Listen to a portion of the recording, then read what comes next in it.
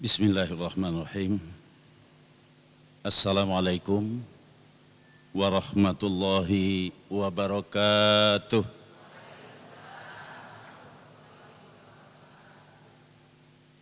Alhamdulillahilladzi anzala ala abdihil kitaba wa lam yaj'al lahu iwaja.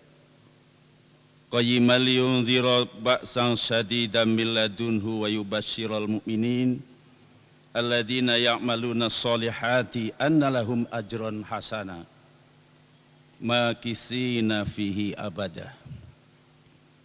Asyhadu an la ilaha illallah wahdahu la syarikalah wa asyhadu anna Muhammadan abduhu wa rasuluhu la nabiyya ba'dah.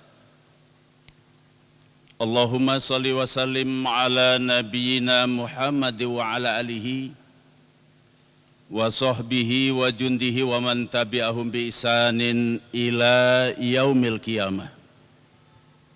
Masya Allahu kan wa ma lam yasha lam yakun, la haula wa la quwata illa billah, amma ba'd. Qala Allahu Ta'ala fil Qur'anil Karim. A'udzu billahi minasy syaithanir rajim. Syara'a lakum minad din ma wassa bihi Nuha walladzi auhayna ilaika wa ma wassayna bihi Ibrahim wa Musa wa Isa an aqimuddin wa la tatafarraqu fih. Kabura 'alal musyrikina ma tad'uuhum ilaih. Allahu yajtabi ilaihi may yasha wa yahdi ilaihi may yunib. Shadaqallahul azim. Yang saya muliakan Al-Mukarramun, Ketua Majelis Ulama dan para alim, para ulama, jajaran pemerintah, pejabat, baik kalangan militer maupun sipil, Bapak Rektor Muhammadiyah Sukabumi, para ikhwan muslimin dan muslimat yang saya cintai, Assalamualaikum warahmatullahi wabarakatuh. Satu kalimat yang ringan dan mudah diucapkan, tetapi berat dilaksanakan, yaitu kalimat ummatan wahidah, wahdatul ummah, union and unity, persatuan dan kesatuan.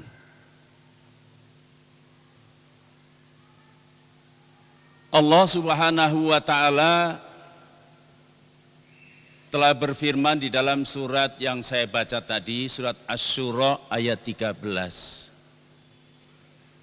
bahwa Allah telah mensyariatkan kepadamu minad din, dari ad-din.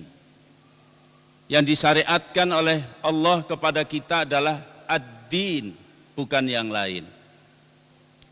Sebagaimana telah diwasiatkan kepada Nuh, sama dengan yang diwahyukan kepada Nabi kita Muhammad Rasulullah Sallallahu Alaihi Wasallam.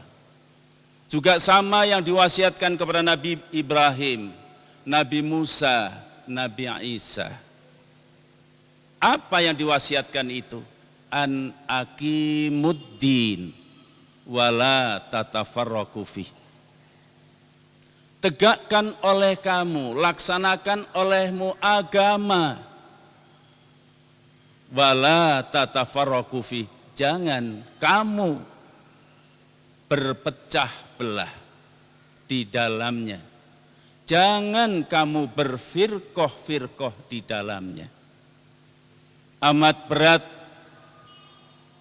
bagi orang-orang musyrik apa yang kamu seru kepada mereka. Tetapi Allah menarik kepada agamanya, agama tauhid, agama yang bersatu, agama yang berjamaah, yang tidak berfirqah-firqah, dan memberikan petunjuk kepada orang-orang yang mau kembali kepada jalan yang benar menurut pimpinan Allah dan Rasul-Nya. Dan satu kalimat yang sangat ditakuti oleh orang-orang kafir adalah kalimat union and unity. Kalimat persatuan dan kesatuan. Karena persatuan dan kesatuan baik menurut ayat ini ataupun ayat-ayat yang lain, Allah menurunkan para nabi tidak pernah memerintahkan agama itu berai-berai. Syarat sesudah akidah la ilaha illallah adalah bersatu. Tidak ada nabi yang memerintahkan agama itu bergolong-golong, agama itu berfirqah-firqah, agama itu kelompok-kelompok, agama itu masing-masing. Satu kita sebagai umat, umat yang bertauhid, umat yang bersaudara kal jasadil wahid, seperti tubuh yang satu. Maka di sini, kalau kita lihat perjalanan para nabi sampai kepada Rasulullah Sallallahu Alaihi Wasallam, dan semenjak Rasulullah sampai pada abad 20 umat Islam selalu terpimpin. Di masa Rasulullah atau para nabi sebelumnya, beliaulah pemimpin-pemimpin umat. Bukan dinasti yang beliau bangun, bukan kerajaan yang menjadi obsesinya, tapi beliau membangun masyarakat yang religius, masyarakat yang agamis, masyarakat yang bertauhid, masyarakat yang bersaudara. Ketika baginda Rasul berada di Mekah 13 tahun lamanya, menyerukan agar manusia menyembah hanya kepada Allah dengan berbagai macam tantangan, ujian, bahkan klimaknya adalah ancaman pembunuhan terhadap diri beliau. Tapi karena Islam memang agama yang Allah punya, Allah yang menurunkan, Allah pula yang akan menjaganya. Dan beliau selamat sampai ke Madinah. Disambut oleh kaum Ansor. Beliau berada di Madinah, iklim lebih kondusif. Tapi beliau tidak pernah dan tidak ada sejarah yang mengatakan bahwa beliau membangun pondasi dinasti atau kerajaan. Justru dalam ancaman yang disayembarakan itu, yang bisa saja setiap saat datang mengancam pada beliau, tapi beliau mengutamakan membangun masjid. Itu artinya Islam membangun peradaban yang religius, masyarakat agamis. Kemudian langkah yang kedua adalah mempersaudarakan antara muhajir dan ansor. Dan masyarakat yang bermusuhan menjadi satu umat, umatan wahidah. Inilah cikal bakal dibangunnya peradaban atau Islam. Sesuai dengan surat Asy-Syura 13 tadi. Beliau di tengah-tengah umat. Beliau sebagai pemimpin umat. Ketika beliau dihormati layaknya sebagai seorang raja, para sahabat berdiri. Rasulullah mengatakan, duduk kalian semua. Jangan kau hormati aku layaknya seperti mereka menghormati para raja-raja. Lastu bimalik, aku bukan raja. Aku hamba dan utusan Allah. Ini orang sekarang lebih bangga kalau disebut raja daripada utusan Allah. Kadang-kadang kita umatnya juga menyebut Rasulullah itu rasanya kurang puas. Kalau belum ditambahi beliau adalah politikus ulung. Beliau adalah seorang macam-macam tambahannya. Padahal Rasulullah adalah pangkat yang paling tinggi di dunia ini. Beliau persaudarakan itu umat menjadi umatan wahidah. Dan dilanjutkan ketika beliau wafat adalah para khulafa rasyidin al-mahdiyin. Begitu beliau wafat di baiat Abu Bakar, bergelar Khalifatur Rasul, penerus kepemimpinan Rasul. Kenabian tidak bisa digantikan oleh siapapun. Tetapi kepemimpinan umat tidak boleh vakum. Abu Bakar meninggal dunia, kemudian dilanjutkan oleh Umar bin Khattab sebagai Amirul Mukminin. Begitu selanjutnya sampai Utsman bin Affan dan Ali radhiyallahu an. Berikutnya mulai masuknya infiltrasi politik divide et impera oleh Abdullah bin Saba, tokoh Yahudi yang pura-pura masuk Islam. Sehingga berikutnya adalah berlumuran darah. Ketika Islam sudah mulai dipolitisir, maka disinilah masalahnya. Kemudian bukan tegaknya Islam, tapi tegaknya kursi untuk diri dan kelompoknya. Dalam sejarah perlumuran darah sekalipun para sahabat. Maka Sayyidina Ali pernah mengatakan, kalau sudah mempolitisir Islam, urusan politik, beliau menggambarkan politik itu persis seperti ular yang berbisa. Lembut disentuhnya, tapi dia tetap berbisa. Walau demikian secara kelembagaan, umat Islam masih terpimpin. Sehingga 13 abad lamanya umat Islam terpimpin, pernah 700 tahun lamanya menguasai dunia. Peradaban dibangun, sains teknologi hari ini adalah sumbangan terbesar umat Islam. Dari perguruan-perguruan tinggi, dari akademisi, para intelek yang membangun berbagai macam disiplin ilmu adalah sumbangan terbesar dari umat Islam. Pada saat justru Barat mengejah namanya saja belum bisa. Ini yang menjadikan gusarnya musuh-musuh Islam, terutama Yahudi dan Nasrani. Maka dalam sejarah kita lihat, kita baca pernah terjadi perang 200 tahun yang disebut dengan perang salib. Dari abad 11 sampai abad 13, 200 tahun. Mereka kerahkan semua kekuatan untuk menghancurkan umat Islam. Yang mereka khawatir kalau Islam itu berkembang sampai ke Eropa. Tapi ternyata mereka tidak mampu menyelesaikan untuk menghapus umat Islam dari muka bumi. Karena Islam dalam jaminan Allah. Yuriduna liyutfi'u nurallah bi'afwahihim. Wallahu mutimmu nurihi walau karihal kafirun. Mereka ingin menghapuskan cahaya Allah dari muka bumi. Tetapi Allah ingin menghidupkannya. Jadi Islam tidak pernah akan mati.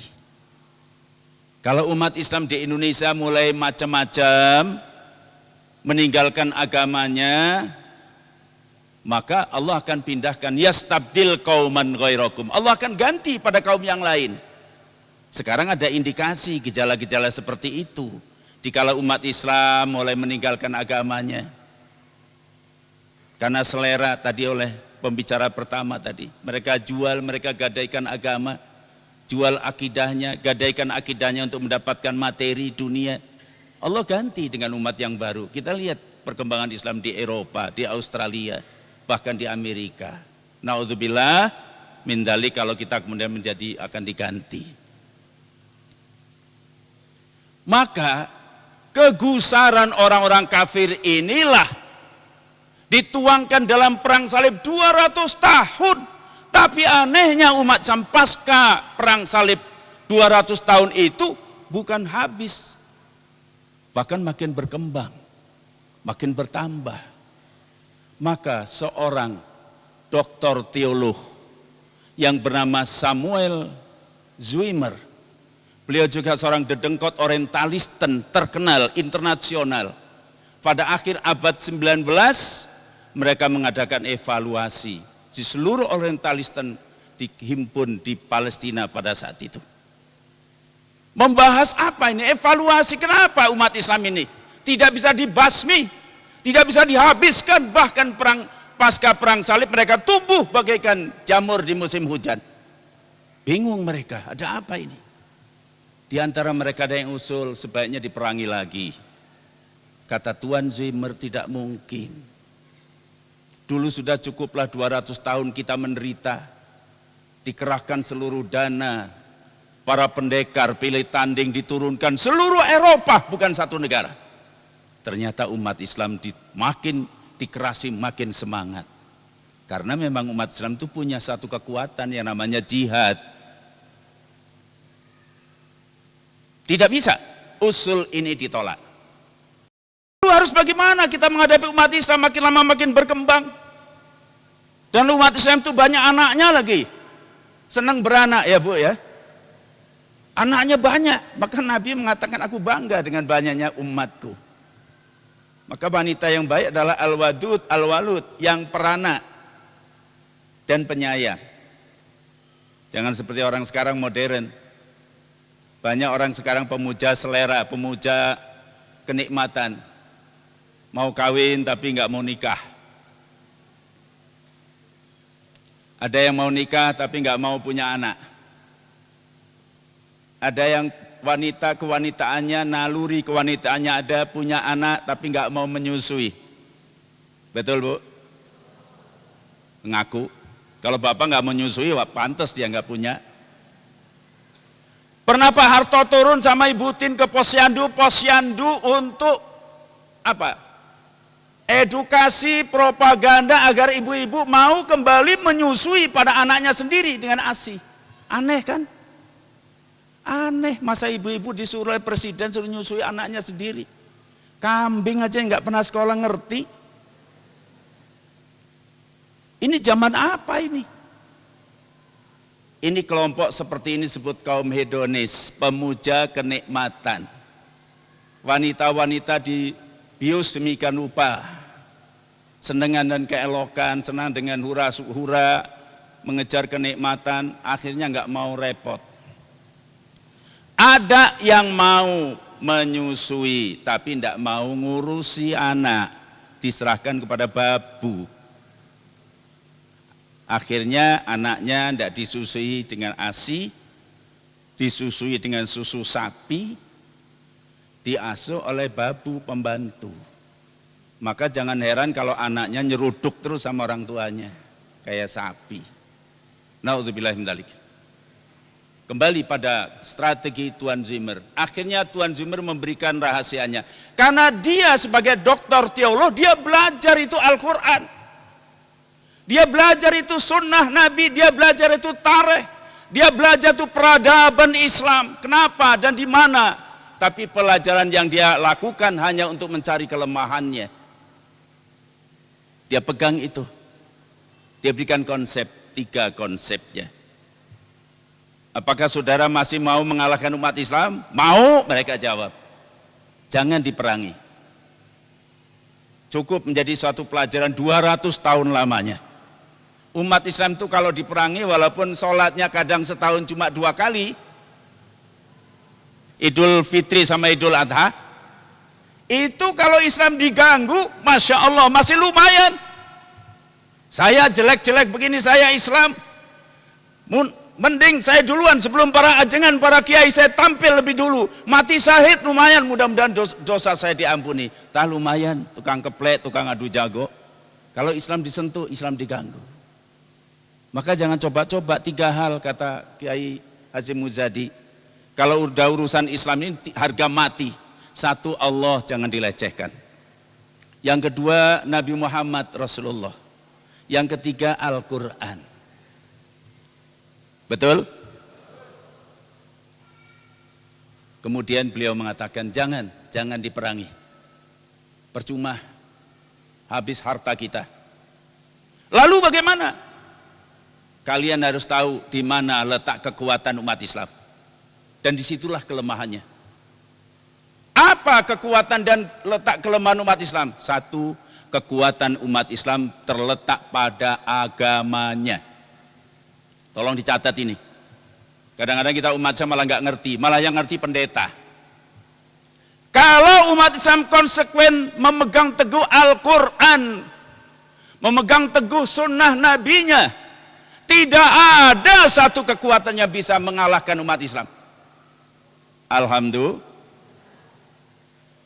Tolong pegang ini. Oleh karena itu kelemahannya adalah kalau umat Islam meninggalkan agamanya.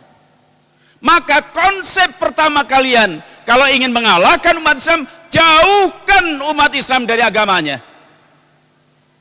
Jauhkan umat Islam dari masjid, jauhkan umat Islam dari ulama, dari kiai. Bagaimana cara memberikan atau menjauhkan umat Islam dari agamanya? Buat sistem pola kehidupan yang sedikit demi sedikit menarik umat Islam dari agamanya. Tahun baru, siapa yang nyalakan mercon atau petasan? Umat. Siapa yang pukul-pukul lonceng, pukul beduk, pukul piring, bakar ayam, bakar kambing ketika tahun baru Masehi? Umat. Dan pernah saya di hari Cap Gomeh. Tahu Pak, Cap Gomeh apa Pak? Hari Raya Cina kalau nggak salah, saya bukan Cina jadi kurang pas. Saya malam itu berada di Singkawang. Singkawang itu di Kalimantan Barat di ujung, dekat perbatasan Sarawak. Malam itu rame, muda-mudi turun ketika malam Hari Raya Cap Gomeh. Ternyata bukan hanya Cina yang turun, muda-mudi Cina hitam juga ikut turun. Yang pakai kerudung, ikut boncengan, segala macam, rame mereka di taman-taman, tempat hiburan, subhanallah. Malam itu ada yang seronok, kata orang Malaysia. Apa itu? Di apotik-apotik, toko-toko obat, ada satu jenis barang yang habis diborong, kondom. Na'udzubillah. Mau ngapain coba malam beli kondom? Mau main balon-balonan? Dari sana saya berjalan terus menyusuri jalan sampai ke tepi Sungai Kapuas. Waktu itu belum dibuat jembatan, kalau sekarang sudah dibuat jembatan penyeberangan sampai ke Kalimantan Tengah. Di sebuah kecamatan tepi sungai habislah jalan aspal di situ. Mayoritas penduduknya umat Islam. Ada teman saya di sana, dia petugas catatan sipil. Begitu ketemu saya, Ustadz, innalillahi wa inna ilaihi roji'un. Kaget juga saya. Apa saya ini bencana apa? Begitu ketemu innalillahi. Ada apa ini? Begini Ustadz, saya sedih. Saya ini petugas pencatat atau catatan sipil. Orang yang nikah saya yang mencatatnya. Nauzubillah, kata dia sambil berteriak. 60% dari catatan yang saya catat, remaja-remaja pengantin-pengantin yang nikah tidak sesuai.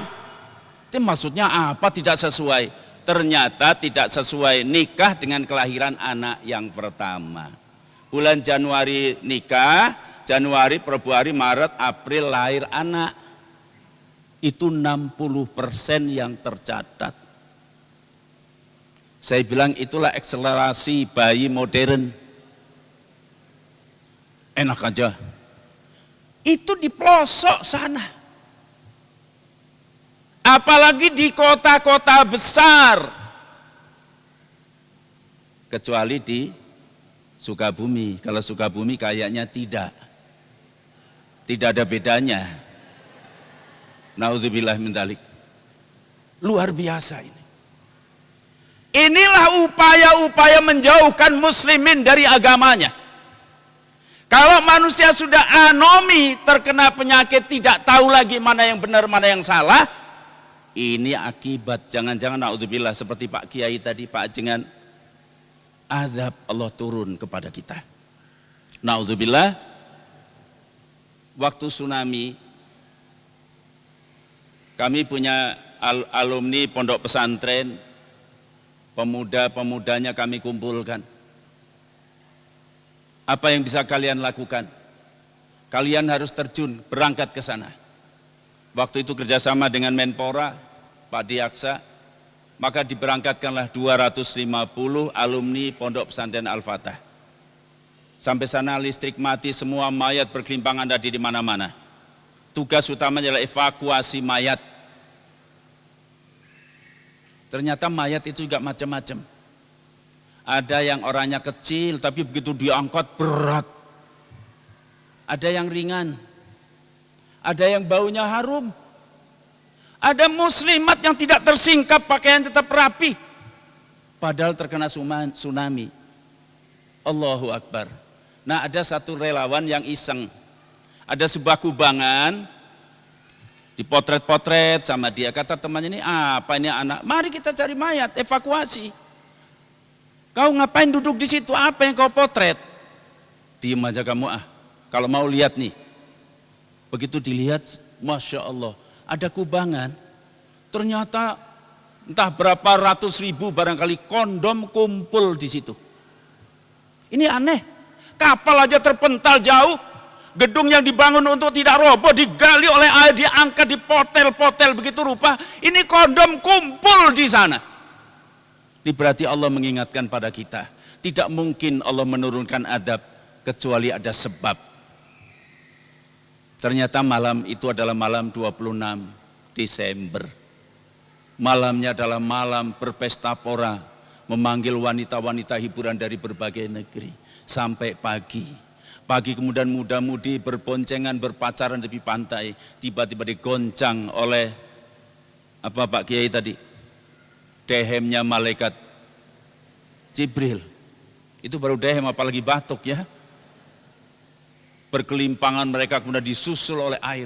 Dan air tsunami itu bukan dari bawah seperti banjir di Jakarta. Dari bawah pelan-pelan gitu naik-naik, bukan. Tapi gulungan air itu 30 meter menukik ke bawah.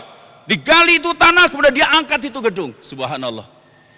Tapi saya melihat dengan mata kepala saya, satu kampung itu habis, tapi masjid di tengah itu tetap utuh bertengger, seolah-olah membuktikan inilah kebenaran dari Allah Subhanahu wa taala. Bahkan ada yang di tepi, di pantai, di pelabuhan, gudang semuanya habis, ada masjid sudah ratusan tahun, hanya berapa genteng saja yang terlepas dari tempatnya. Allahu Akbar. Satu, jauhkan umat Islam dari agamanya. Inilah serbuan budaya yang sedang digalakkan di Indonesia.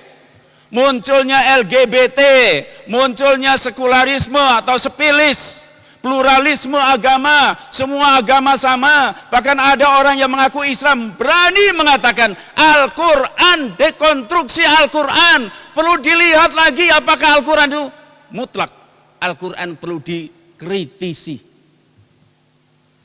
Iman itu cukup percaya, asal percaya ada Tuhan cukup. Bahkan dia sebut yang di atas. Kita percaya di atas, itu sudah dikatakan iman. Soal ibadah, mau ke barat, mau ke timur, mau nungging, mau apa, itu sama hakikatnya, substansinya adalah orang ibadah kepada Sang Pencipta. Ini benar apa salah? Benar apa salah? Ini dalam rangka mengkerdilkan akidah keimanan. Sebab kalau umat Islam kokoh memegang agamanya, sulit bisa dikalahkan. Kalau dikendorkan, diiming-imingi dengan kenikmatan-kenikmatan semua itu, mudah digarap, mudah dikerjakan. Yang kedua, serbuan budaya juga menghancurkan pemikiran moral adalah dengan narkoba. Baru-baru ini kemarin bertonton narkoba. Polisi sedang mengejar ribuan bertonton narkoba dari kontainer. Dan sekarang terang-terangan. Bukan sekadar iseng, bukan sekadar apa, tetapi ini memang sedang menghancurkan generasi muda kita. Ingat, kalau disebut Indonesia, mayoritas adalah umat Islam. Ini yang perlu kita perhatikan. Yang kedua, tumbangkan kekhilafahan dunia Islam. Karena kalau kekhilafahan dunia Islam, Islam tetap bisa bersatu. Kalau kepemimpinan ini ditumbangkan, maka kemudian umat Islam jadi berantakan. Ternyata benar dalam sejarah. Setelah dilanjutkan teori ini oleh Mustafa Kemal Atatürk, runtuhnya kekhilafahan Turki Utsmani, walaupun dalam praktek itu terjadi penyimpangan-penyimpangan, tapi secara kelembagaan dunia Islam masih terpimpin. Setelah tumbangnya itu oleh Mustafa Kemal yang ternyata Yahudi, kemudian berikutnya adalah disusul dengan kolonialisme. imperialisme. Dunia Islam dibagi-bagi seperti kue lapis menjadi daerah kolonial, jajahan, dirampok kekayaannya, dihancurkan budaya dan akhlaknya. Alhamdulillah di Indonesia sekalipun 350 tahun, karena peran para ajengan, peran para ulama, para mujahid-mujahid kita mempertahankan Indonesia, walaupun melawan Belanda dengan bambu runcing, dengan semangat akidah, dengan semangat takbir, mereka mengusir Belanda dari negeri ini. Oleh karenanya jas merah, jangan lupa sejarah. Sekarang orang bicara yang waktu itu entah kemana, baru seolah-olah mengatakan inilah saya yang paling nasionalis, sayalah yang paling bineka. Itu umat Islam adalah sekarang banyak disudutkan dengan isu-isu. Mereka apa memang tidak tahu atau memang melupakan? Sejarah bangsa Indonesia ini adalah sejarah perjuangan 90% bangsa Indonesia yang ternyata umat Islam. Siapa yang melawan Belanda? Yang ada takbir semangat. Ketika Indonesia merdeka, kewajiban atau konsekuensi demokrasi, mestinya Indonesia menjadi negara agama. Betul? Jangankan 95%. 50 plus 1 saja, itu sudah memenuhi persyaratan demokrasi. Tapi apa yang terjadi? Ketika kelompok minoritas saudara kita sebangsa yang bukan agamanya Islam minta, Mas, tolong dong jangan jadikan negara ini negara agama, biar kami akan bergabung. Coba, umat Islam tasamuh, memberikan toleransi, mengakomodir permintaan mereka. Boleh? Tidak mengapa. Jadilah negara Kesatuan Republik Indonesia. Maka Kiai Haji Siddiq, tokoh NU, itu pernah mengatakan Indonesia adalah sumbangan terbesar umat Islam. Tapi kenapa sudah merdeka sekian kita selalu disudut-sudutkan, tidak Pancasilais, tidak bineka, tidak macam-macam. Ini yang terjadi, diakomodir. Tapi yang perlu diingat oleh kita semua, betul Indonesia bukan negara agama, tapi juga bukan negara sekuler. Yang semua orang boleh melakukan apa saja, liberalisme akan diterapkan di Indonesia, LGBT laki-laki kawin sama laki-laki, nuntut pemerintah supaya melegalkan. Masya Allah, mau jadi apa negeri ini? Bukan negara agama, tapi juga bukan negara sekuler. Ini negeri yang berketuhanan yang maha. Betul? Betul? Tolong diingat. Bahkan dijadikan sila pertama dalam Pancasila, ketuhanan yang Maha Esa. Itu artinya mestinya seluruh bangsa Indonesia adalah manusia yang berketuhanan. Artinya beragama. Dan seluruh kebijakan tidak boleh bertentangan dengan nilai-nilai ketuhanan. Jangan lupa, karena sekarang ini udah mulai pintar mengotak-atik. Ya, tinggal 5 menit lagi. Masih banyak ini, Mas. Tukang parkir emang. Ayyuhal ikhwah rahimakumullah. Saya tidak mungkin akan melanjutkan dengan 5 menit. Tapi satu hal yang perlu mendapat perhatian kita, pelajaran dari Allah. Fenomena Desember 2016. 212. Ini maunya siapa? Ini pelajaran buat kita, betapa nikmatnya kalau kita bersatu, betul? Saya melihat air mata saya tidak tahan saya. Saya terpaksa mau Jumat di Gondang Dia dekat Monas pada saat itu. Mobil saya taruh, kemudian saya jalan kaki. Sepanjang jalan orang bagi-bagi makanan, kue, siapa dia, siapa yang nyuruh? Kakek-kakek, nenek-nenek, anak-anak, wanita semua tancut berantem ke lapangan itu. Untuk apa? Siapa yang nyuruh? Inilah akidah. Bahkan beli sajadah puluhan ribu dibagi-bagi. Dan aneh orang Jakarta yang biasanya lu, gue, masa bodoh, orang tidak mau ngerti urusan orang lain. Tapi ketika urusan akidah seperti ini, mereka menyiapkan penginapan yang ber-AC, makan gratis. Ini wujud umat Islam. Belajar dari peristiwa ini, atau Allah mengingatkan beginilah mestinya umat Islam itu bersatu. Bukan karena partai, bukan karena politik, bukan karena ekonomi, bukan karena kelompok, tapi kita bersatu karena kalimat la ilaha illallah. Takbir. Maka Rasulullah menganjurkan kepada kita, ya Yuhannas alaikum bil jamaah wa iyyakum wal furqah. Wahai manusia, wajib atas kamu berjamaah dan tinggalkan firqah itu. Kita umat yang satu, ummatan wahidah. Kal jasadil wahid idza staka ainu istaka kulhu. Kalau sakit matanya sakit semuanya. Rukun Islam ada berapa? Muslimin Sukabumi? Rukun iman ada berapa? Tuhannya siapa? Nabinya siapa? Kiblatnya kemana? Berarti kita satu. Tidak boleh kita mencaci sebagian pada sebagian yang lain. Jangan mengaku benar sendiri, orang lain salah. Kalau dia mengaku benar sendiri, kemudian orang lain salah, memang dia utusan Allah. Nabi saja tidak begitu. Kita ini sama menghadap pada Allah nanti. Sepanjang kalimat la ilaha illallah Muhammadur Rasulullah, rukun iman, rukun Islam sama, kitabnya Al-Quran, insya Allah kita selamat. Amin ya Rabbal. Allahumma ahyil muslimin wa imamahum bijamaatil muslimin isballah hayatan kamilatan thayyibah warzuqhum quwwatan ghalibatan ala kulli batilin wa zalimin wa fahishin. Amin ya Rabbal alamin. Allahumma inna nas'aluka khaira hadhil qaryah wa khaira ma jama'ta fiha wa na'udzubika min syarriha wa syarri ma jama'ta fiha warzuqna hayaha wa idnami wa baha. Allahumma habibna ila ahliha wa habib salihi ahliha ilaina. Allahumma hdi ahliha, Allahumma barik ahliha. Rabbana atina fid dunya hasanah wa fil akhirati hasanah wa qina adzabannar wa adkhilnal jannata mal abrar ya aziz ya ghafar ya dzal jalali wal ikram. Wa sallallahu ala Muhammadin wa ala alihi washabbihi ajmain walhamdulillahi rabbil alamin. Mohon maaf segala kekurangan dan kekeliruan. Wabillahi taufiq wal hidayah. Wassalamualaikum warahmatullahi wabarakatuh.